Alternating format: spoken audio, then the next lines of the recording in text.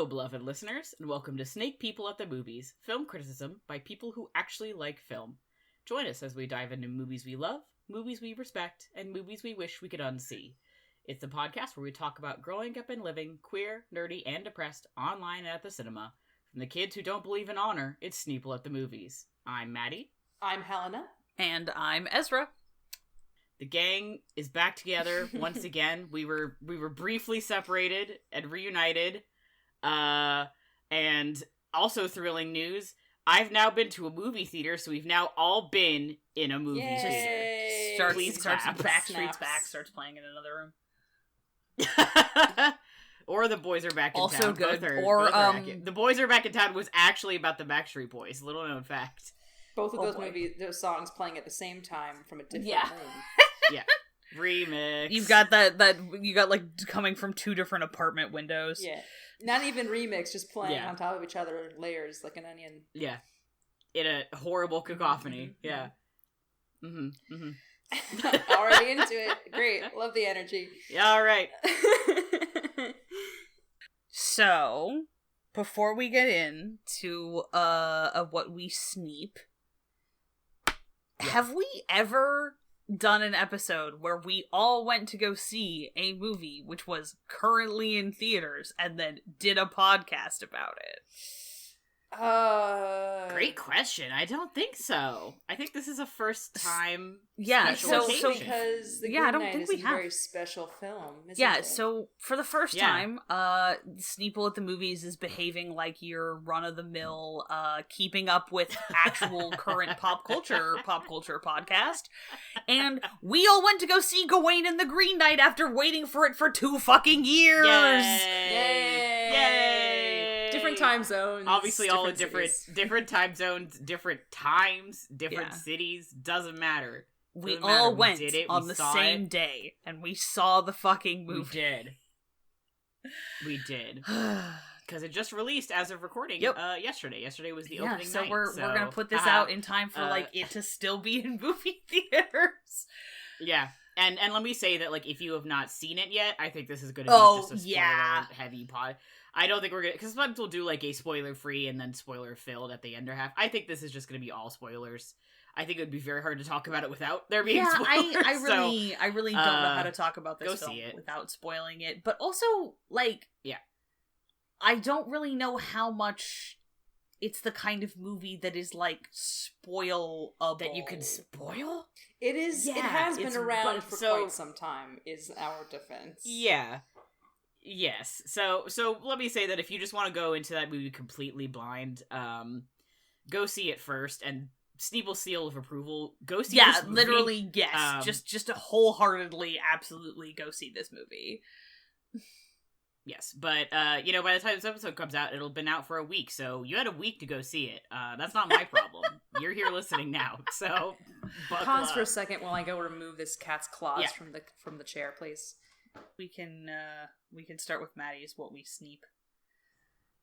Oh, sure, yeah, sorry, I started unscrewing a water bottle, like a podcast amateur. I have absolutely, like, popped open the top of my water bottle, like, between me and the microphone at least twice while we've been recording, so, That is true. At this point. As the editor of this podcast, I'm aware of all of our audio crimes. It's fine. So that's why I have rolling back and forth on my chair to get him to stop doing it. I had to go and pick him up and put him on top of the chair. Let him guest on the episode. And now he's looking at me like I let him murdered speak. His children. Don't turn away from me while I'm talking. We got a very fun. Actually, we got a very fun unofficial review of this podcast. Speaking of, while we may commit audio crimes from time to time, a friend of ours who does not usually listen to podcasts that his friends are on made an exception for our Needle Drops episode, and apparently had to turn it off because he kept trying to interject into the conversation. That is so... Yeah, he listens to our podcast, actually. I think I'm sure he might be listening right now, and he might be like, "Hello. Oh, that's me." But because he'll message me. This is our friend Chris. Podcast. Yeah, podcast superstar Chris, who we all love and look up to. Hi, Chris. Yes. And because he'll message me sometimes, be like, "Hey, I listened to the most recent Sneople," so he listens to us sometimes. It was just the most recent one also featured our mutual friend Leia, and he was like, "I talked to Leia so much, and listening to the four of you all talk, I kept trying to talk to, or I guess three of you, talk to all three of you." And he just couldn't do it, which I thought was very, very cute. Welcome. Thanks for listening to Sneople at the Movies, the podcast that is so fun and conversational. You try to talk back to it and then get frustrated when we don't listen to you can form a parasocial relationship with. Or I guess in the case of people who know us, it's just a social relationship. But yeah. Yeah, exactly. Cool. So for what we sneep, man, that was a hard sentence, huh? For what we sneep, I haven't seen very much. I saw Dark City, which is a movie that multiple friends have been trying to get me to see for a very long time. Sorry. It's so good. Z, we'll have to watch it again. Because I want to see it again. I went out for drinks with producer Ben, who's also our friend. And he was like, we were like left and we were just like hanging and we wanted to keep hanging. He was like, "Do you want to watch Dark City?" And I was like, "You know what, man? I do want to watch Dark City." So we went back to his place and had some more drinks, and I got toasted. We watched Dark City, and at one point, at the end of that movie, I was just sitting there, like, yelling about the nature of the human soul and Dude, shit. that movie is so real, I cannot really imagine watching it drunk. Yeah, it was great. I had a fucking great time. But I want to watch it again when I'm sober to, like, really appreciate it. But very fun. Had a blast. Spent a lot of that movie talking about, like, why don't they make weird movies anymore? Because, like, it's a weird movie, and I was like, I love this shit. I love weird movies. Fuck. Yeah, no, amen to that. I felt like I walked out of the Green Knight doing that. Like, man, I really hope that they make more weird movies. I like weird movies. Exactly. Yeah, it was a great, like, I saw that Green Knight. Those are the only things I've really seen. And I was like, what a good roundup for, like, weird movies. I'm like, I just love them. I just love shit that maybe doesn't always make sense, you know? Man, if it's you, great. my thing is always, like, if you enjoyed The Matrix, you should watch Dark City. You should watch Dark City, absolutely. Dark City came out the year before, but clearly the movies were in production at the same time, and, like, you could see that, like, what was happening in the late 90s clearly influenced what happened in both of those movies. That would be such a great... Ooh, we should do that as a... let's put a pin in that. We should do that as a double feature. Yeah. I was gonna say, I want to say it's not even unusual, because it is, like, a clear line between the two of a double feature. But yeah, we should do an episode on those two movies sometime. Oh, so good. And then I saw Green Knight. I've been playing a lot of visual novels on my Switch, which are, like, kind of like books, but if they happen slow and you also had to read them. It's a genre video game I really enjoy. So I've been just kind of playing a bunch of those and, like, doing, like, some of them are, like, they have puzzle aspects, so I'm like, oh, good, I'm keeping my brain engaged. And one of them is Ace Attorney, so it's, like, fake law. The other one is a very scary horror game featuring ghosts. One of the things I'm actually genuinely kind of afraid of, so I was like, uh-oh. But very good. Nice. I love it. It's one of those things where I was like, God, I just love, like, art. Something about visual novels just makes me appreciate art in a weird way. I don't know, but that's what I've been doing. That sounds great. That's it. Yeah. Z, do you want to go? I think I have 2 weeks worth of... You do have 2 weeks worth of stuff, and mine is also, like Maddie's, kind of short. So obviously I saw The Green Knight. The other big thing that I watched was Leia and I had been meaning to do this for a while. Neither of us had ever seen Stand By Me. And so we watched that together, which Leia's been on kind of a kids on bikes subgenre kick for a while, and has kind of, I've been sort of picking it up by osmosis because that's something that I do enjoy. But basically she's just been, like, telling me about stuff a lot, and I was like, fuck yeah, I want to watch Stand By Me, which, like, I realized about, like, 20 minutes into that movie that I knew that it was famous, but I had absolutely no idea what it was actually about. Which was that cool. Sounds like Stand By Me. I loved it. I thought that movie was delightful. It was a lot, the writing was way snappier than I'm used to from like movies that have a cast of mostly children. All of the young actors in that insanely capable. Really just a very well done, sort of tightly put together, very well executed movie that I was not expecting to fill me with a weird longing to have and or possibly be an older brother. That was fun. Dude, John Cusack is in that movie in, like, flashbacks as Will Wheaton's older brother, which is, like, weirdly perfect casting, and also just, I have a enormous soft spot for John Cusack. Yeah. I saw that movie in middle school, and I haven't seen it since. And I feel like middle school is, like, weirdly a good time to see that movie. You're about the right age, same as the characters. Yeah, but I'm like, I would love to go back to it as an adult, because I, like, know the plot of Stand By Me, but I don't remember kind of the ins and outs of that movie very well, and I would love to I would say that it's very much worth revisiting, and Richard Dreyfuss doing the narration is just so great. He's so fucking cool. Well, I love him. Guy. What a dude. Dudes rock, but not in the, like, way that we usually use that phrase. Sorry. Oh, yeah, so I saw the end of season 2 and the beginning of season 3 of Supernatural, and I have to, like, turn in my, like, not a dweeb card, because I fucking cried about Supernatural, like, a little bit, but it happened. So, yeah. I will be next time I'm in Portland, I will be submitting myself to have the fucking little like piracy brand done on my wrist or whatever it is y'all do. Yeah, we all have matching tattoos, so we'll figure out how to get you one. It's been interesting understanding the extent to which, like, yes, the show Supernatural is batshit insane, but, like, the early stuff is actually not nearly as batshit as you would think by having observed the Supernatural fandom for 15 years. Which is just an absolute clusterfuck and always has been. So it's been kind of, it's just once again, it's been fun to take this thing that's been sort of a secondhand presence in my life for so long and actually get to, like, take it on its own merits, which are, you know, variable, but overall, like, actually quite fine. Surprising absolutely no one, Bobby Singer is my favorite character on that show. Yeah, he's my favorite. Who was I driving around with? Oh, I think it was Madeline. We were driving around and just talking about Bobby, being like, yeah, the show's stopped being good before then, but, like, really took a turn the second Bobby died. I was like, oh, I don't care. I was like, anymore. There was the scene right after the scene where he finds out that Dean sold his soul to bring Sam back from the dead. I was like, was on the phone, because I watch all these on the phone with Leia, and I was like, babe, Bobby gets killed off, doesn't he? And she's like, yeah, but it's not till, like, after you're gonna stop watching.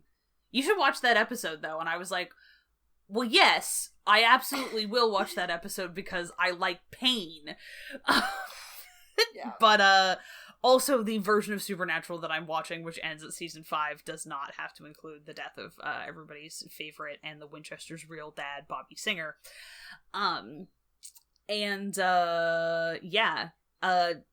Not really speaking of things that I experienced when I was a teenager, because I didn't experience Supernatural as a teenager, except, you know, second or third hand. I, on a whim, I was one of the Twitter artists whose work I really like, who I follow, was doing a roundup thread of MLM couples in fantasy, like vintagey fantasy. And Mercedes Lackey's Last Herald Mage trilogy came up, and I was like, son of a bitch, I haven't thought about those books in years! And so I just flipped open my, like, library ebook app to see, and I could just check them out. And so, I reread those in, like, 4 days. Nice. Forgot how much fun it was to sit down and read an entire novel in 4.5 hours. Yeah, right. So I had read them a really long time ago, and I didn't really remember anything that happened past, like, the middle of the first book, which was quite fun. And then I'm gonna go see if I can find these posts. I will put them in the group chat, but because I'd like to link them on the Sneople Twitter. Just some interesting discussion of sort of the rise and fall of, like, romantic fantasy. Not fantasy romance, but that, like, late 70s through early 90s, like, kind of mode of fantasy writing that was very, like, politics focused rather than war focused.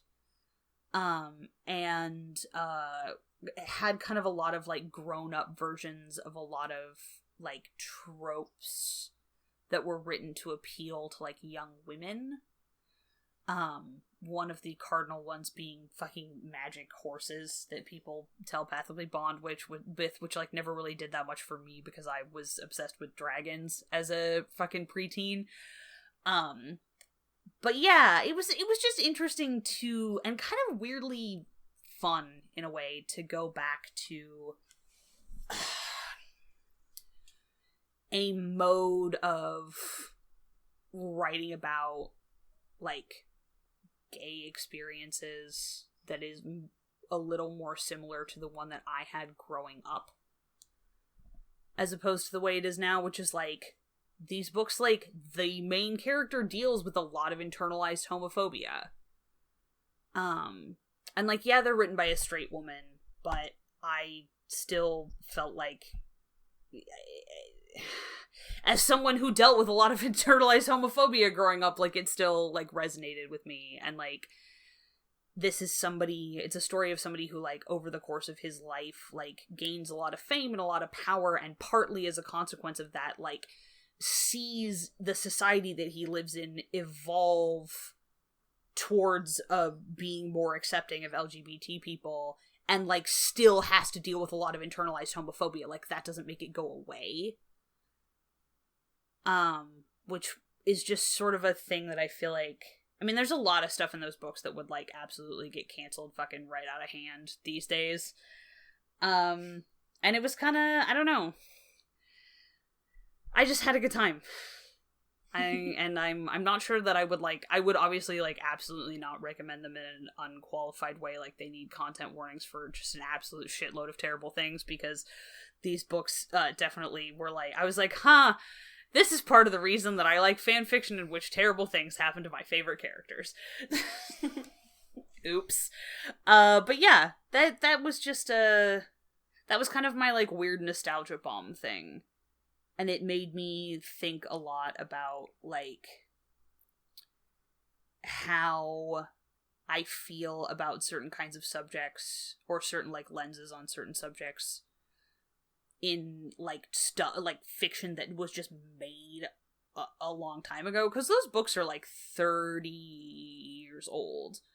They're a little older than I am. And stuff that, like, I don't know, it's like I'm sort of willing to just be like, yeah, people are writing about this stuff because, like, this is sort of more closer to, like, how things were at the time. And it feels like not everything has to be, like, it wasn't the same pressure to have everything be, like, a perfect representation of, like, the ideal situation. It was just more like, well, yeah, there's gay people in this. Lots of bad things happen to them. Only some of them are because they're gay, though. Mostly it's just because, like, lots of bad things happen to people in fantasy stories. I don't really know where I'm going with this. I just had a lot of fun. Yeah. Hell yeah. I'm glad. Oh my god, no, Matty, absolutely. I need to give you, like, before you do, please, I will give you a list of content warnings. But you, okay, I think will go apeshit for them. Hell yeah, excited. Because the book I'm still reading the Omniscient, like, the thing I was talking about last time. And that book's real long, and I'm like, I want to read something that's not. These are so very readable. You know, they're like, cool. And it also, God, it was a really nice break for my brain, because I'm still chipping away a little bit at a time at Children of Hurin. And I was like, I need some fantasy that doesn't read like it was written by a medieval chronicler. I know. God bless Jolkin, but, like, that man really was committing, like, to the bit there. Yeah, man, I'm like, no, Professor Tolkien, I love your brain, but also, like, you I know that you are a medievalist, King. But, like, you don't have to write, like, your primary sources all the time, my man! Oh, but he wants to, that's part of the fun for him. It is. Like, I'm so glad he was pleasing himself there, and it means that I can really only read about 10 pages at a time sometimes. Yeah, that's fair. That's fair. So I've seen such a good many movies. I wish I could talk about them all at length, but I will not do it. Such a good many movies. Such a good many movies. Rewatched Jaws with y'all for July 4th. I rewatched The Producers, the 1967 version, which was fun to revisit. I rewatched Jennifer's Body, which was great. I rewatched Moana. Cinematic classic. Yes, cinematic classic, Jennifer's Body. And I rewatched Midnight Run, which was also great. All very good choices. I would talk about this more if I didn't want to get talking about The Green Knight. For the first time, I watched About a Boy, which was for my Hugh Grant Rotten Tomatoes challenge. Moving right along. Had never seen it before, so that was fun. Nicholas Hoult obviously is there, and Toni Collette is also there. Rachel Weisz is there, so that's always good. I do love her. I think it's really funny. I think it was an interview of some kind that Hugh Grant did, how they were like, yeah, we cast Nick Hoult because Nick Hoult came into the audition room or something, and not we, but the casting directors cast him, and they were like, well, this kid is really good, but he was too good looking, so we gave him just this god awful haircut. Because he's supposed to be kind of a social outcast and a loser of some kind. So there's well, he's really great, but he's too attractive. We gotta make him. We gotta really mess up that hair, and they gave him just the world's worst haircut, and it worked. Rude. I believed it. It's especially bad because it's Nick Hoult has those really sharp eyebrows, and so even as a kid, you're just you gotta let those eyebrows breathe, and when you give him a little bowl cut, it's just the worst possible thing you could have done to this child. Shit's bad, yo. But it was a really sweet movie. I really enjoyed it. I saw Millennium Actress, which is a Satoshi Kon film from 2000. Yes. Masterpiece. It was so great. I loved it instantly.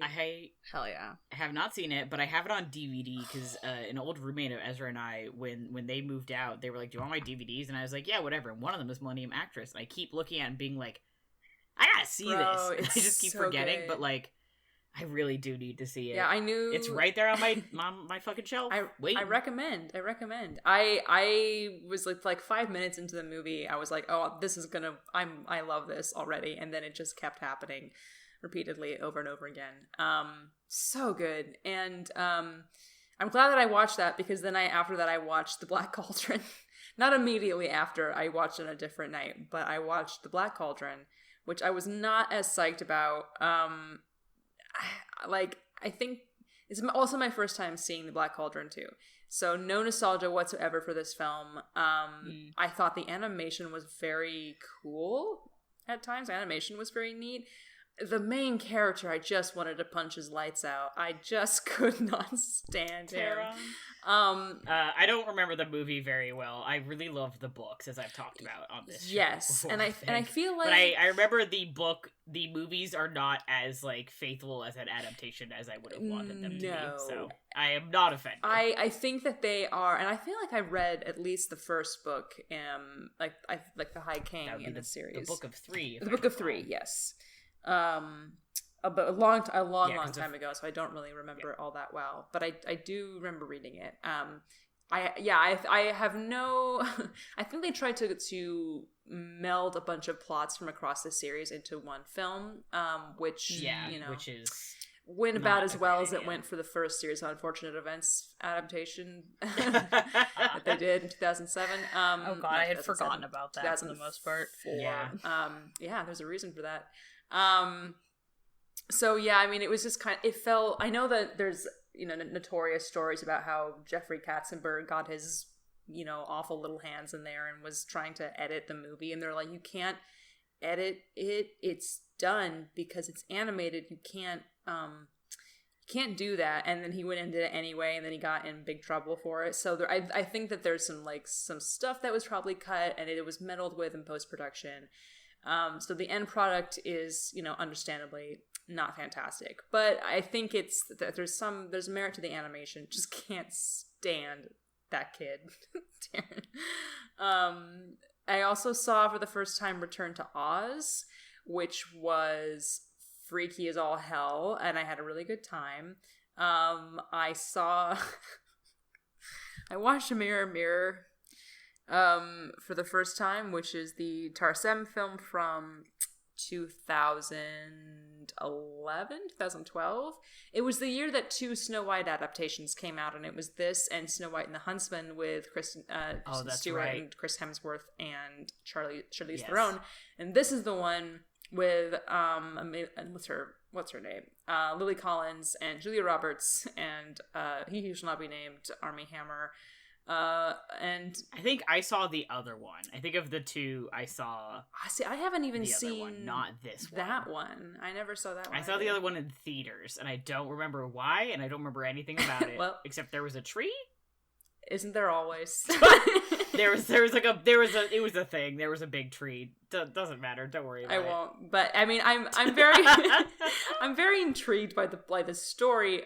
So what I know of Snow White and the Huntsman being like what if we did like a romance between Snow White and the Huntsman? I'm like, yes, absolutely. I'm here for that for sure. I don't know how closely that movie actually follows my expectations of what that would be. So I just know that I find the idea sexy. Just never have seen it, and I cannot speak to the execution of said idea. Mirror Mirror is like not that at all. And it's very much a light comedy with gorgeous costumes, as you would expect in a Tarzan film. And like all in all, like I was mostly charmed by it. I thought a lot of it was actually quite enjoyable. There was just some stuff like I was like, by the end of it I was like, this is a solid like 3 stars. And then something happened in the end credits, and then I was like, never mind, I have to plunk this down an extra half star. I'm sorry, but I can't do this. And I won't I can't explain. I can tell you what the sequence is. It won't make a whole lot of sense, just how jarring it is unless you've seen it. But do you want to know? Yeah, go nuts. Sure. There's at a wedding feast, and then they're in the end credits, and all of a sudden Snow White breaks into this like auto-tuned like song and dance number. Okay. That the door, yeah. So then it becomes this thing, and it was just it was just a little bit too much. Like I can tolerate kind of a lot. I sat through the entirety of The Green Knight, and The Green Knight was very weird, and I loved it. But The Green Knight it was weird, but it had its own internal logic to it. This was just one of those things that was like, this is weird, and it's bad. Because it doesn't work, and it doesn't belong here, and I hate it. This is weird, and like, you should not have done it. You should not have done it. And now you get an extra half star docked off by me, supreme film critic extraordinaire. No.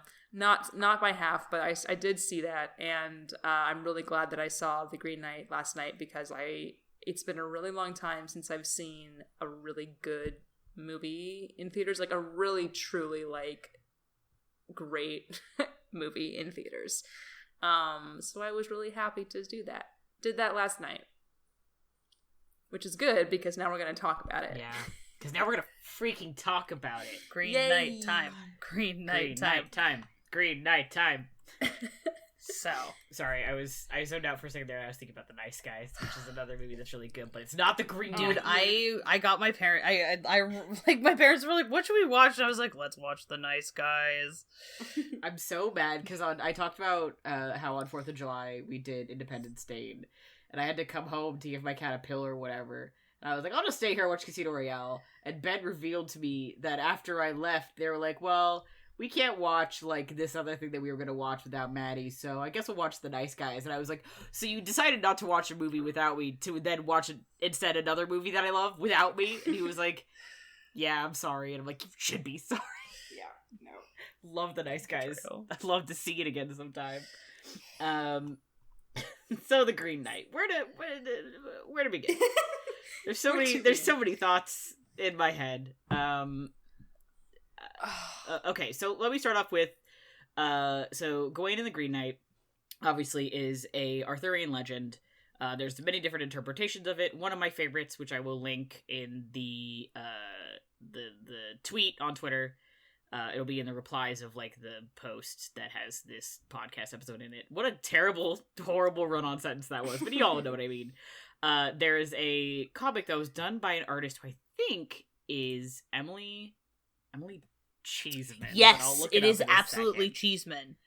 Yes. Sorry, that is, I had forgotten about that until like a couple of days ago, and I was like, Emily son Cheeseman. Of a bitch!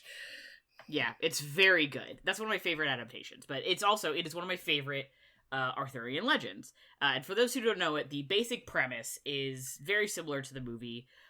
It's Christmas, they are telling stories of great deeds. The Green Knight shows up and he says, like, I need one of you guys basically to do this game with me. One of you will come up here and you will give me a strike, and then in a year from now, I will give it back in equal fold. And Arthur is going to do it. And Gawain instead steps up as the king's nephew and says, no, you're the king, I'm gonna do it instead. And Arthur's like, okay, great, no problem. By the way, if you do this right, you won't have to worry about getting hit a year from now, so just be aware of that. Like, Gawain hey, takes chill. And Gawain's like, what? Yeah. Arthur's like, just fucking kill him. And Gawain's like, okay, whatever. So he takes his head off, and the Green Knight stands up and is like, great, I'll see you in a year. He doesn't tell them where the Green Chapel is. He's like, come find me at the Green Chapel on New Year's Day. And it's not even Christmas. He gives him a little extra time, to be fair. He says, come meet me on New Year's Day. And he rides off, and then in a year, Gawain leaves. There's the I'm lurking for the Green Chapel, which is not really talked about very much, because obviously it's boring. And he arrives, after many trials and tribulations and bad weather, to a castle in the middle of a lake, where he is greeted by a lord and a lady who agree to shelter him. They're like, the Green Chapel is like a day's ride away. It's very close. Just stay here for a few days. It's almost New Year's Eve. Just stay with us, and then you can go and do whatever it is that you do. The Lord is a hunter, and he's like, I'm going to go out hunting every one of these days, but let's make a deal. Whatever I get, while I'm not hunting, I'm going to give to you. Whatever you get while you're hanging out here in my castle, you will give to me. We'll do that trade. And they agree on it. And the first day, he ends up talking with the lady of the house. She comes into his room, and they end up talking until noon, and he's very uncomfortable. And she basically is like, you must have somebody in your life because you haven't even asked me for a kiss. And he doesn't want to offend her. And he's like, no, that really wasn't the issue, so they kiss. And the huntsman comes back, he gives him, like, a boar or something, and Gawain gives him a kiss, and he's like, oh, wow, exciting that you found this in my house, where'd you get it? And Gawain's like, that's not part of the deal, I don't gotta tell you, bitch. And a very similar thing happens the next day. He talks with the lady for a long time, they kiss, the huntsman comes back, gives him a thing, and Gawain kisses him.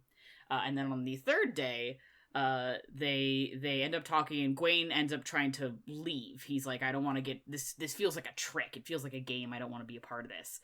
And she's like, you must have somebody you're in love with because you have not proffered your love to me. And he's like, that's not really the issue. And she's like, well, can I give you a gift? And he's like, I don't really feel comfortable with that. And so she's like, well, why don't you take the girdle from around my waist? And he's like, ugh. And she's like, this girdle will protect you from any harm, nothing can hurt you. And he's thinking about having his head chopped off the next day. So he agrees. He takes the girdle, and he feels kind of ashamed about it, especially because the wife says, don't tell my husband about this. You need to hide it from him. You can't tell him that I gave this to you. So the Lord comes home, and he says, all I found for you is a fox fur. And Gawain's like, that's fine, and he kisses him. And he does not tell the Lord about the green girdle. So he goes off the next day. He's wearing it.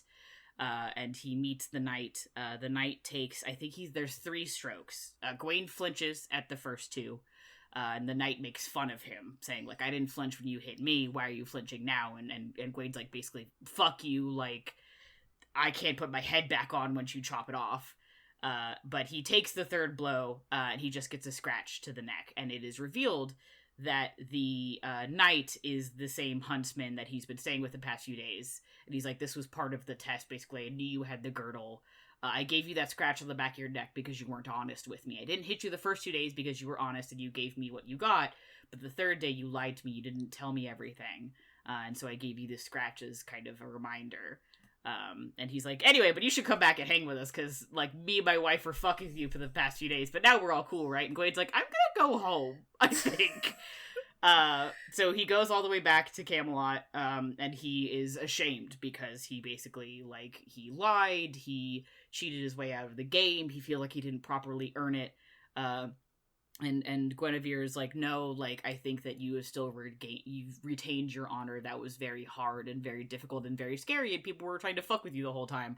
And everyone in the court puts on green girdles in his honor, and it's very sweet. And that's how the story ends. So that's kind of the... Sorry, that was a bit long, but that's the long and the short of the tale. The movie, however, takes a little bit of a different tact. Boy, does it. There's a lot more, it's a lot more ambiguous, which I like. I think that if you're going to adapt a legend like that for a modern time, for a movie especially, it would be very hard to pull off something as cut and dry as that story, as much as I love it, and as gay as it is. It would be hard to do. And I like that the journeying part, that's where they kind of put most of the meat in, is they were like, we have he's like journeying for weeks, basically. I think he leaves on Halloween to get there by New Year, so he's journeying for months. In the story, it's not as long in the movie, I think, but it's not exactly said. And they put in they like slipped in other stuff. There's all these other challenges he runs into. I thought it was really great. I thought it was very clever. As someone who really loves the story, I thought it was a great adaptation, and separately also just a very well-made movie that I really enjoyed. Mm-hmm. But I've been talking for like 10 minutes straight. So what were y'all's kind of basic thoughts? Yeah, but I've been enjoying listening to you talk for 10 minutes straight, so who's really winning here? All of us, I think. I think this is Indeed, that's why we have a fucking podcast together. I definitely have read the story at some point. I can't remember when, but I read I think I read it online. I think I read some kind of electronic version of it, and I have a terrible time processing books and stories when I read them on my phone digitally in some way. I which I know about myself now, but I didn't really realize it then, and so I completely did not process anything at all. I read it and it went completely through my brain, and I absorbed absolutely nothing. And it could have been that the translation wasn't that good either. So I I knew maybe about 2 things about that particular legend apart from my familiarity with other Arthurian legends. So I went into pretty much most of the plot completely blind, completely without any expectations. And I really enjoyed it that way. Yeah, I mean, I don't know, the ending is really interesting now that you say that, yeah, that was intended to be the Lord the whole time. 'Cause I don't know if I don't know if they intended that in... I think they did. I think it's the same actor playing both characters. It's not. It isn't? No. It sounds like the same guy. They do have similar voices, though. There was they do. There was a point where I thought that maybe that's what they were going for. But I did see that on IMDb or whatever that it is 2 different actors. Okay. So I don't, but that aside, I don't know if they were still going for that. I did like I don't mind now that you mentioned that he was supposed to be the Lord the whole time. That doesn't surprise me. I do like that they didn't do that too, especially because they justify the ambiguity of that ending really well. Yeah. The whole and I know just going straight to the most spoilers I guess you could possibly put into the podcast, the ending of the movie. I love the ending of the movie, and I think there are some people on either side of me who were like, oh, I hate it when they do that, when they do a fake ending or whatever. And I was like, but that's not what they were doing. They weren't trying to, they were trying to trick you, but I don't give a shit because movies are tricks. Shut up. I was completely... Every movie is the devil's sacrament if you think about it. So. Every movie is a con. F for fake, Orson Welles. Every movie is a con. Fucking get over it. What were you doing in the devil's sacrament? I will admit I just want to cut in with this part. I was sitting there watching that fake ending as he goes through his life if he had run away. Mm-hmm. And I was sitting there wow, this is a really downer ending that I was not expecting. And I had this thought of what if this is a fake out? And then I had a second thought of just like the last Twilight movie, but this is good and that was bad. Oh my and then it God. was a fake out, and I was like, yeah, that's how you do it. That's how you do it. It is more the fake out, the like reality is more satisfying than what you just saw, which is the way to do it rather than like apparently I didn't actually see it. I've just seen like a video of it where it's this like crazy cool like battle action sequence, and they're like, anyway, it was fake the whole time, and now we're gonna do something boring, and it's like, Wait a minute. all right, but cool. Yeah, I did not even think for a second that it was a fake out because I was too busy like I was during most of the movie, just like jaw hanging open, looking at the like how stunning it was, and I think that part of it too was because I think that the fake ending wasn't thrown in there, in my personal opinion, just to be like, but it didn't happen this way. Like I think it was very, very deliberate. That, because to me, I don't know if I'm going to articulate this very well, because that's that whole like either a movie has something to say to you or it doesn't bullshit, which is true. But the sequence, especially at the very, very end of the fake ending, where he's sitting in the hall with his wife and their daughter and his mother, and the light is just like eerily green and wrong, and there's an army outside, and he hasn't said like a thing for there's entire no scene. dialogue. That whole scene has no dialogue. It's incredible. Yeah, like as soon as he gets back, like just nothing.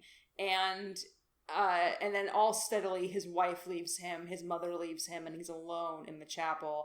And then he does, all of that. And they just, that sequence then made me think back to that like really like incredible monologue that Alicia Vikander has as the lady in the house about Green and how like running away from death and how we can't escape it, and death and rot and all that stuff. I'm paraphrasing heavily because I'm just speaking to just like general themes and ideas that she talks about, and I was like, oh, I get it. But like not being able to articulate what it was that I get, but in that little sequence at the end there, I was like, I get it. And then when it went back to the actual reality of it, I was like, I didn't even mind, because I was like, no, that's what could have happened. It's not, or maybe what still would happen. We don't know.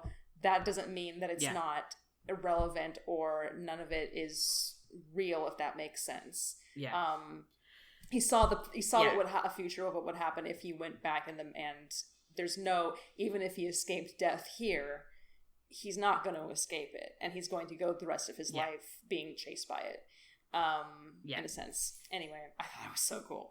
No, and I feel like there was, in a like kind of more of a like, because the point of the movie is honor, right? Which is such a nebulous concept. What does that mean? What does that mean to you as a person? What does that mean to have? What does that mean for your life? Which obviously in this period, in this legends, is very important. That's what knights must have, right? But it's such an ambiguous concept, and Gawain is such a young man that all he knows is he's been told that he needs to have honor, but he doesn't really know what it means. Yeah. And there's, in that same scene, he's talking to the Lord and the Lady. He only spends one night there in the movie, which I thought was like, yeah, if you had to cut anything, it would be that. He spends one night there, and they talk about, he's like, well, so the Lord is like, okay, so what are you going to get out of this, right? You're going to go kill the Green Knight, or whatever happens, you'll survive. What do you get out of that? And he's like, well, I'm going to have honor. And he's like, is that a question? And he's like, no, that's what I'm going to get. But he doesn't know, because he doesn't know what that means, and he doesn't know, and then the Lord's like, okay, and then you're going to go home, and it's all going to be, like, great and perfect, you're going to be a knight, and, like, that's your life. And he's like, yeah. But you can tell in that moment, he's like, but is it? And it's like after that whole like flash of his life where he like acts in a quote unquote dishonorable manner, he runs away. He doesn't hold true to his word. He hides behind the girl. You see him like this realization of like, I understand now what that means. It's like this nebulous concept that everyone's told me that I have to have, that I've been chasing and just been out of my grasp. I understand what it means. And it's not winning, it's holding true to your word. And it's like, and it is, and then that spirals into like all the things he doesn't do in his other life, where he is, like, cruel, and he doesn't have any compassion, and he throws people away like they're toys, and, like, and so, like, the ending is ambiguous, where we don't know if he loses her head. We don't know if he loses his head or not, because, like, that's not the point. The point is that he finally, like, understands what he's been trying to grasp for this entire film. Yeah, exactly. Yeah. And then you get it too, if you're paying attention. And you get it too, that he... Right, he throws the girdle away, and he says, I'm ready, but it's different than all the other times he said, I'm ready. Yeah. You're like, oh, he is, I understand. Because acting. Yeah. Dev Patel. Holy shit. Can we talk about Dev Patel for a second? I mean, I know we're going to talk about it. Absolutely. I am incapable of talking about anything else at this point in my life. Let's be real here. What a coup. And, like, just Never before in a movie I've been sitting there and thinking to myself, like, oh, he better get a nomination for this. Yeah. Like, I was sitting there being like, he better get a nomination for this, because he just blew it out of the water. Yeah. Like, we knew the man was the good actor. Yeah. Like, no duh. This is not a secret. But, like, Jesus Christ. Yeah. And he's just so compelling to watch. And, yeah, like, no. Absolutely. I mean, the movie, and I'm really glad that this is a movie that knew how to, that appreciated that. You know? Yeah. Yeah. Completely. God, what a star. I mean, like truly in, like, the classic sense of the word, we talk about, like, legendary stars from, you know, the Hollywood's golden era, and how you just watch some of them on screen sometime. You're just like, oh, I get it, because they just are on screen. That's Dev Patel. Yeah, he has star power. Yeah. He has something nebulous about the way he moves and the way he talks and the way he acts that it makes him, like, you cannot look away from him when he is on screen. Mm-hmm. And he's on screen like 99% of that movie. Yeah. And he's completely mesmerizing the entire time. Yeah. Mm-hmm. Yeah. Which is wild. Even though his character is not always very likable. Yeah. Well, that is the other interesting thing, of course, is that he's, like... His character's a young shithead who's never really had any responsibility in his whole life, and he's the king's nephew. And you like him. Yeah. You don't really think he's right. Like, there were lots of times where I was like, man, come on. But it was something where it was, like, kind of like a younger cousin. Where I was, like, this is me pulling specifically from, like, my younger cousins or, like, other, like, younger family members, where sometimes you're like, man, come on, I know you can be better than this. And, like, I still love you, but, like, I can see that there is something better in you that you just aren't reaching yet. That's how I felt about him. This man who I'm pretty sure is older than me. I was looking at him like, man, I know you could do better than this. You don't have to act like that. Like, I know that there is something in you that is, like, incredible. And you just haven't gotten there yet. And then he fucking does, right at the end. Jesus Christ, what a good movie it was. I loved the ending. I loved the ending. And all of it. And all of it. Yeah, I was talking I went with Leia and Madeline, friends of the show, who could not be here tonight. And I was talking with Madeline, and she was like, one thing I will say about the ending, she and I are both big fans of this legend. She's like, I was like, I love that it was ambiguous. I love that it left off that you don't know what happens to them. She's like, I agree. I wish that it had tied in a little bit more the fact that the Green Knight is the Lord. And I think you're right. I think that was something that they were doing that was so subtle that it's like, maybe he is, maybe he isn't. Mm-hmm. I wish they committed a little bit more to it, because I think there's so many layers of trickery happening in that movie that, like, that one additional piece would have fit in well. Yeah. But I think it would have been hard to pull off. I had a couple ideas, like, here's how maybe they could have done it. Yeah. But I think beyond that one point, I'm like, yeah, I could see how, like, I would have maybe liked for them to be, that movie was so subtle about so many things that I would have liked maybe it to be a little bit less subtle than that. But beyond that, I loved that, like, because I was thinking at the end of the movie, I was like, I don't know how they're gonna end this movie, because, like, if it's the ending of the legend, that's gonna feel like way too, like, and everything was fine, yay, for this movie. And if it's a downer ending, I'm gonna be like, that kind of sucks, though, that he went through all the shit, that he comes home, and it's still, like, I was gonna be bummed out that too. And I feel like that was the perfect end cap, was like, you don't know what happens I was like, oh, you did it. You found the perfect ending for what happened in the rest of this movie. And it was that, I don't know. You don't know. None of us fucking know. He lives, but what happens after that, we don't know. Yeah. Yeah, I mean, we don't even know technically, because that's the thing is, I don't know if he lives in this version of the story. Oh, I think he does. I think he does too, but that's because that's what I want, but that's not like...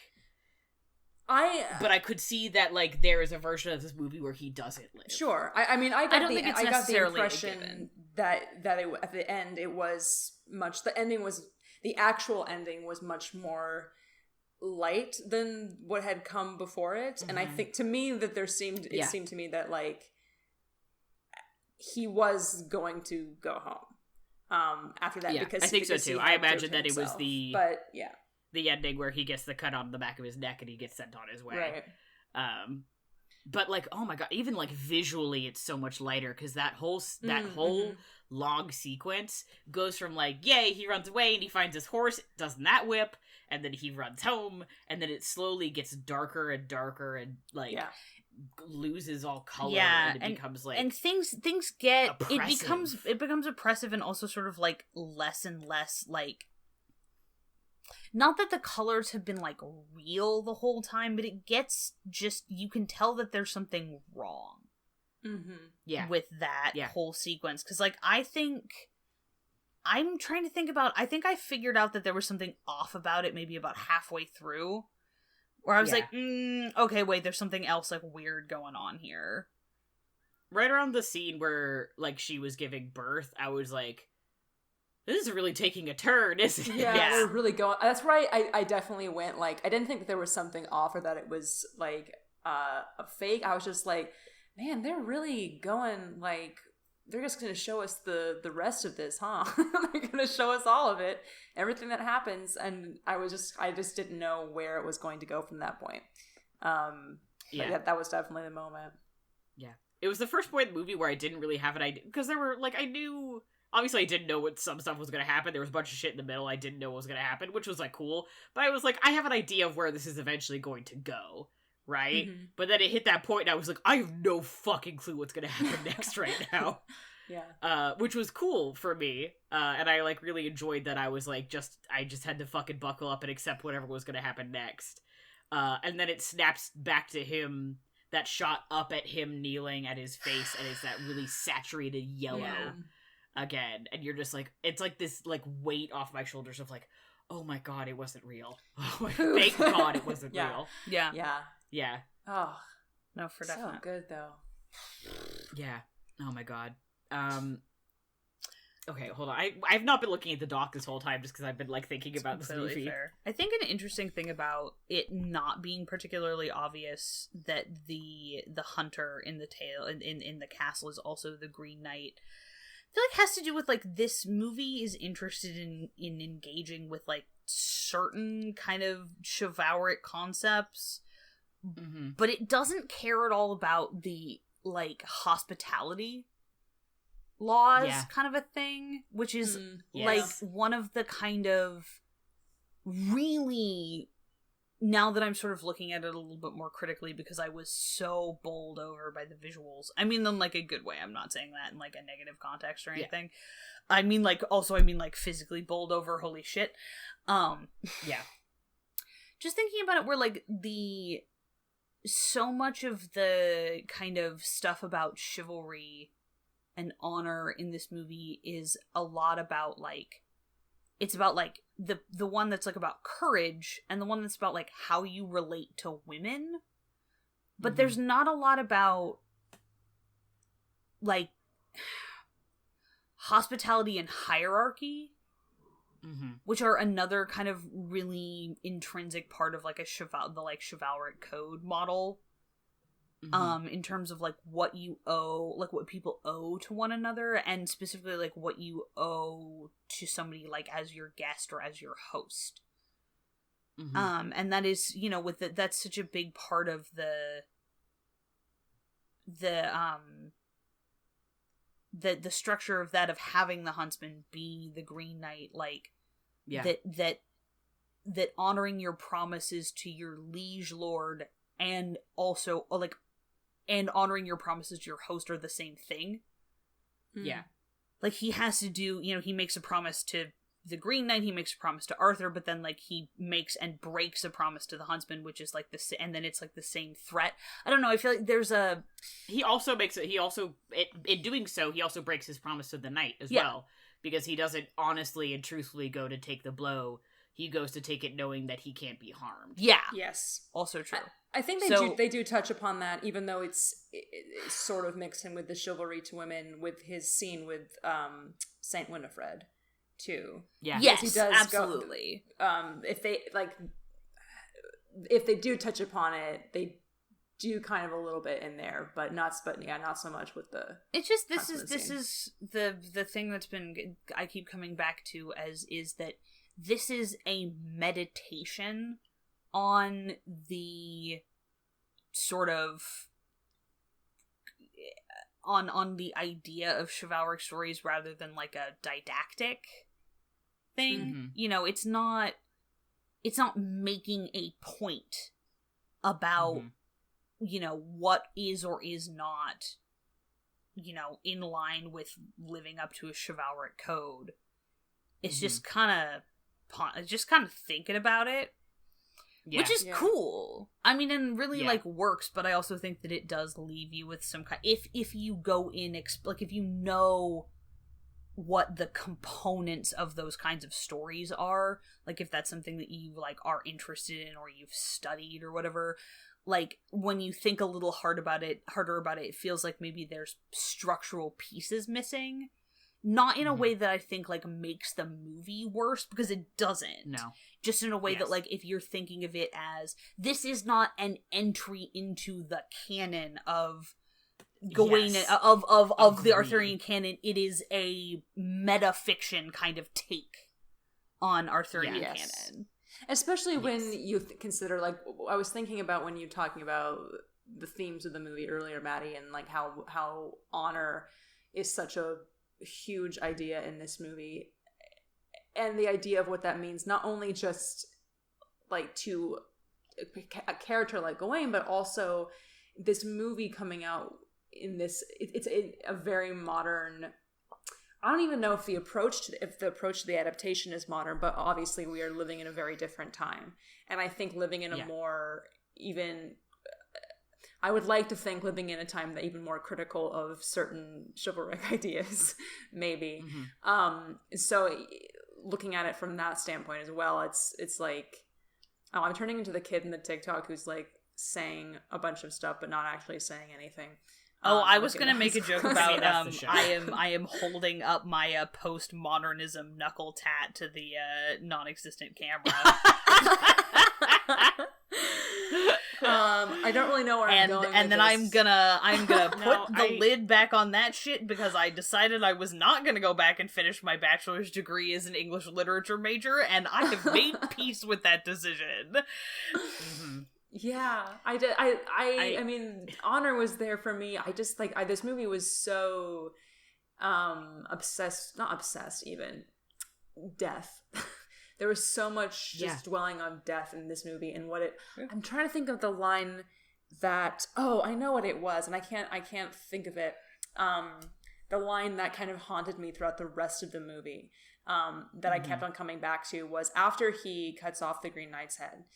There's like a whole sequence of time passing, and he's in bed with I can't remember her name, but the Alicia Vikander's character, who he is one of her characters, who he is sleeping with, and she asks him like what it felt like, and he says it felt like nothing. And that like narration that cut between the repeated scenes of these children watching a puppet show of it happening over and over and over again, eventually ending in with like cutting off his head, eventually ending in the inevitable of the Green Knight cutting off his own. It felt like nothing. This like act of like this supposed to be this big moment for him, just after he's told his uncle, I don't have any stories to tell about myself yet. There's nothing to tell. And there's this big thing, and it didn't feel, killing a man, if it even was a man, it felt like nothing. That kind of just came back to me over and over again watching this movie. And I'm not, I mean, like, a lot of beheading was happening. Obviously, like, Saint Winifred. Yeah. That and her whole story. And, yeah, I don't know. I just was thinking about it. That's all. Yeah, there's clearly this idea. One, obviously the obsession with beheading is something that is, like, almost haunting him, right? As he's so afraid of, like... There's a point before he goes off, and he's like, well, what am I supposed to do? Basically go off and die. And Arthur's like... I have known many a man who, like, went off to meet his death before his time. Yeah. You know, but obviously, Gawain, that is haunting him, for lack of a better word. You know, he goes to a graveyard, and it is everyone on the battlefield is dead. And he's like, well, why are none of them buried? And the guy he finds there is like, well, because there was no one left to bury them. They all died. There's later on he gets got by bandits, and he gets tied up. And the camera pans around, and you see him as a skeleton, and then it pans around again, and he's still alive. Yeah. He is like, he is obsessed with this idea of, like, dying, because he's like, he just doesn't have anything, right? Which I think is part of the reason why he has a lot of stuff. He's the king's nephew. He doesn't have nothing. Yeah. But he's obsessed with this idea of, like, what is he chasing after? What is he, like, what is going to, like, make all the pieces click into place? What is going to make him worthy of being a knight? Because, like, he has sword prowess. He, like, he's, you know, he's not, like, bad at, like, the rest of the knighthood stuff. He just, like, there's something missing and he doesn't know what. Right. And he thought, like, oh, I'm going to step up and, like, do this thing and kill the Green Knight. And then it feels like nothing. Mm-hmm. And the ramifications of it are nothing. The guy picks up his head and walks off. Yeah. And then he has to deal with the consequences of that. Which is incredible. I think that, like, obviously I love the original legend. I love, like, what it has to say about, like, staying true to your word and staying true to, like, yourself on some level. I think, to go back briefly, Z, to your point of, like chivalry, the only reason that whole story works is because, like, he feels like he doesn't want to offend the lady, which is why he like gets wrapped up in that game, like lets her kiss him. That's why they kiss. He's like, I don't want to offend her. She's my host. I can't just be like, fuck off, lady. Like, if she wants to kiss me, she should kiss me. It's not, like, implied, like, he doesn't want it. He's like, no, I'm cool with it, but, like, I think it's not a good idea, but also I can't really turn her down, because she's, like, the lady of this house. Yeah. And I am a guest in her home. Which is why they're able to, like, entrap him so easily. And in this movie, there's none of that. And he's just trapped in this kind of unending journey by, like, he's just trying to, like, find something he can't get, no matter what and then he finally gets it right at the end, is like everything, like, clicks together, and it's like, because there isn't, like, a single act I'm gonna do that is going to make this all work. It is, like, the continuous actions for the rest of my fucking life. Yeah. That are gonna make this work. Which is such a hard thing. And it starts right here. Yeah, and that's it's like, shut the fuck up. it's not the easy answer, right? It's the very, very hard thing. Yeah. Yeah, that's a very good point. No, but in that moment, that is when he becomes a knight. Is when he stops obsessing about death. He stops obsessing about the girdle or whatever, and he just, like, lets it all go. And he's like, it is just me, and I'm going to fulfill my promise I made. Because that is what I have to do. Yeah. Fuck yeah. Yeah, I mean, the idea that he is... the only person who is the guardian of his honor is him. Yeah. You know, he's looking for all of these external validations of his honor. And also, like, in this movie particularly, like, his masculinity, I think, is a really big chunk of it. Like, that's kind of part of the way that this movie interprets the concept of honor.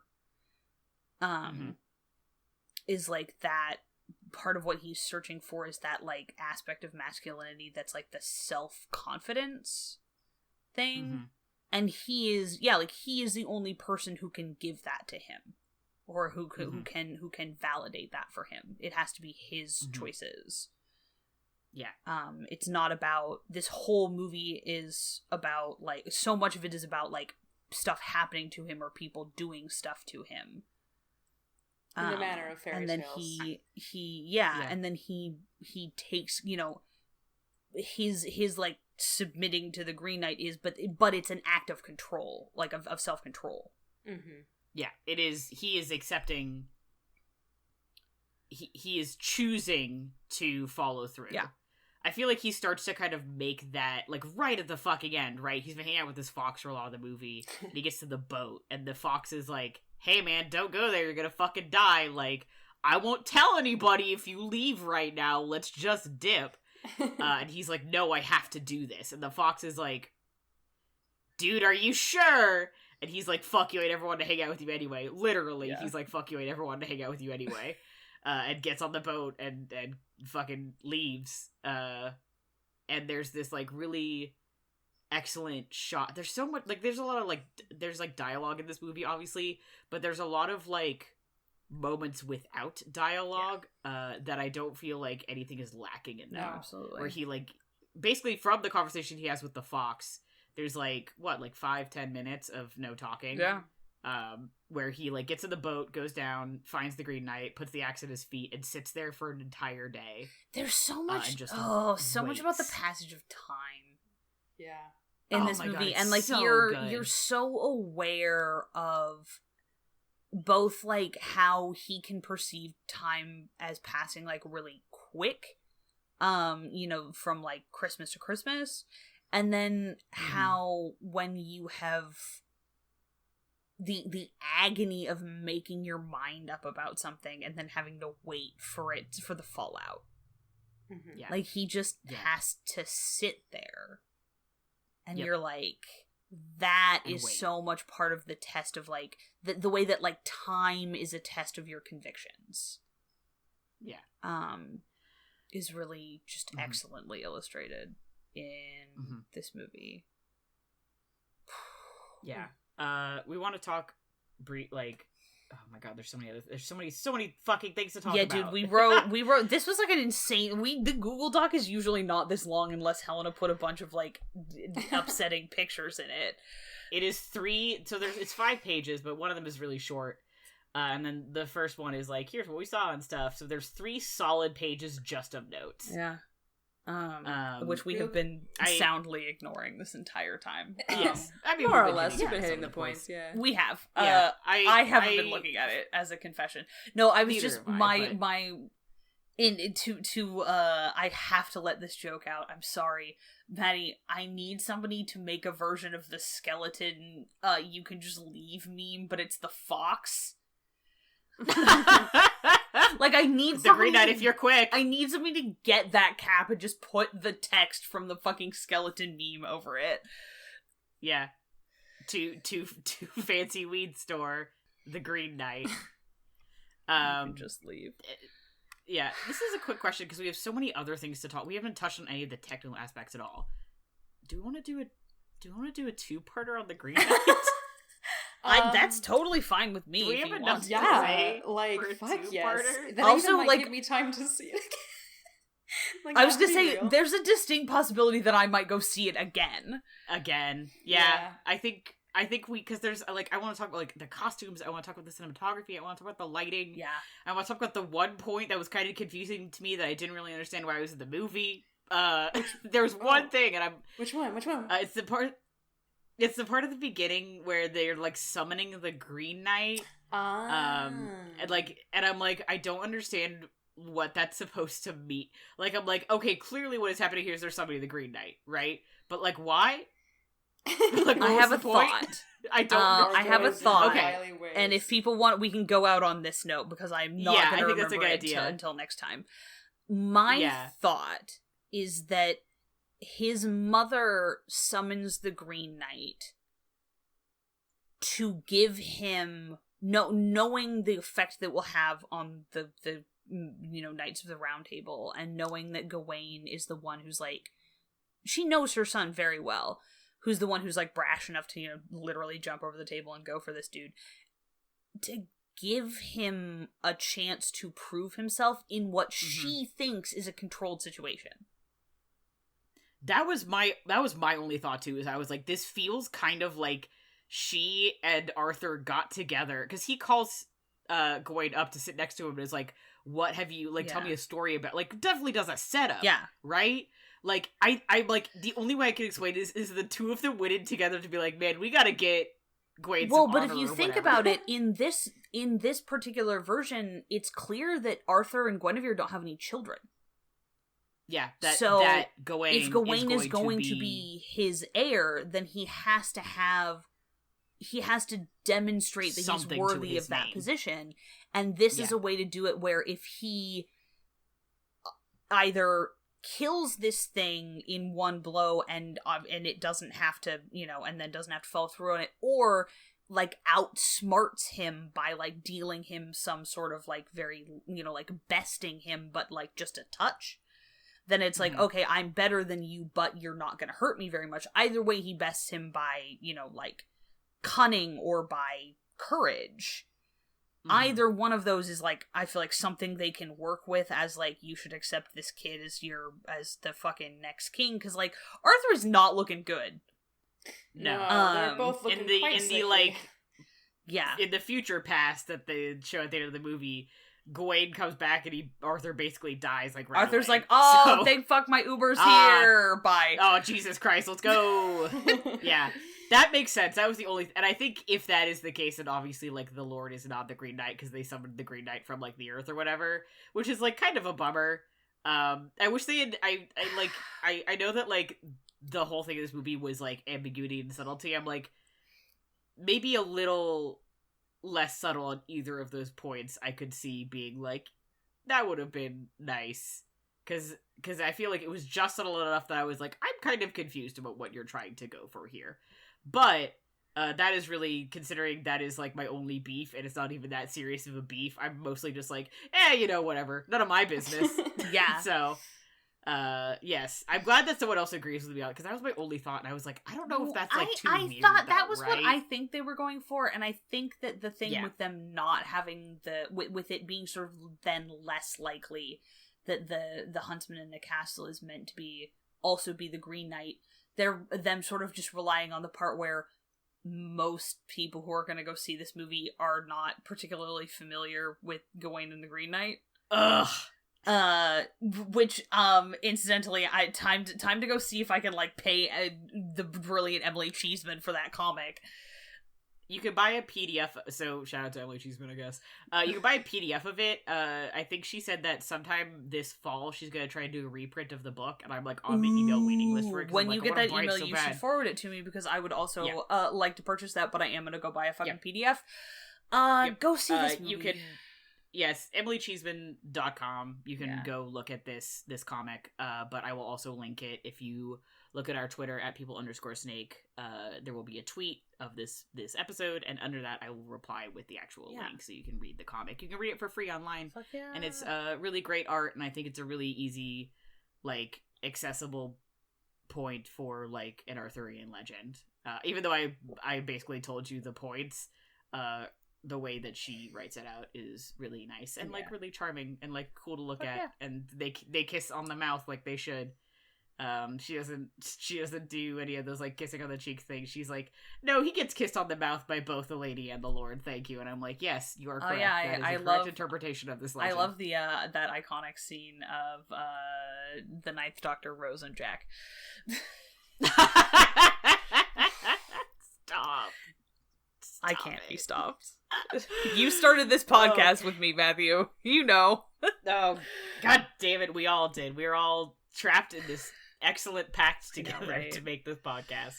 So I guess we're going to do 2 episodes on this. You know what? It's worth it. Go see Gawain and the Yeah. Green Knight so that you can look forward to prepared. our next episode where we will gush about the technical elements Oh my God. of this movie, Yes. and I will probably complain about despite how exceedingly beautiful I found it. It also, some of the spinning camera shots gave me vertigo. That's so I'm fair. hoping that doesn't happen next time. And you can And we'll all also have rewatch thoughts, possibly. just we'll have rewatch thoughts, and you can listen to 3 grown-ass adult human beings have like a 20-minute meltdown about that beautiful quilted quilted like saffron velvet wrap thing that he wears the whole movie. I'm like, where to get, how to cop. Yeah. Crit Look Closet, I need you to find this piece of... I need you to this find that piece for fucking me. like I just need the fabric. I will find a way to sew myself something out of it. I know, I have no clue what was going on with that. I kept expecting it to have sleeves, and I don't think it had sleeves, but it doesn't matter. So yeah. Yeah, Helena needs to go. Yep. Helena, be gone. We are gonna do the outro. I love you. I love you too. Say hi to This cat is Moscato just for trying me. to be I love you, bud. crazy. No, you're totally fine. Don't worry yeah. about it. All right. Bye, Well, everyone. and Goodbye. Yeah, so stay with fucking that, tuned. stay tuned, I guess, yeah. And presumably by that point more people will have seen it, so it won't feel so weird that we did a time-sensitive podcast for once in our fucking I feel like the last time that I can remember going to see something on the, like, going to go see something that became a wide internet talking point, like, on the day that it came out was, unfortunately, X-Men First Class. Oh, I was gonna say Rise of Skywalker. I mean, the thing about Rise of Skywalker is that I absolutely saw it at midnight and then didn't speak to anyone about it because I couldn't remember what happened. Oh, that is true. A talking point that you were participating Yes. in, I guess, is the difference. Yeah. Yeah, no, I was like, I saw all the Star Wars sequels in theaters on opening night, so, you know, anyway.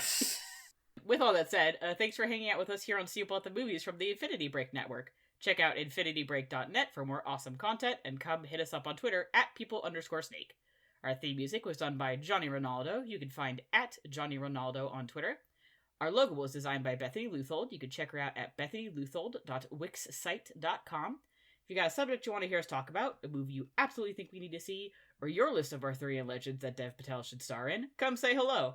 And also, as always, please leave a review on iTunes and share the show with any friends you think would enjoy it. Especially, like, right now, we've got, like, this movie just came out, we've got this podcast episode, we're having another one coming up. Like, if you and all your Green Knight friends want to, like, listen to our podcast and talk to us about it before we release the next episode, like, hit us up on Twitter, man. Please do it. And as always, thanks for listening, and we'll see you at the movies.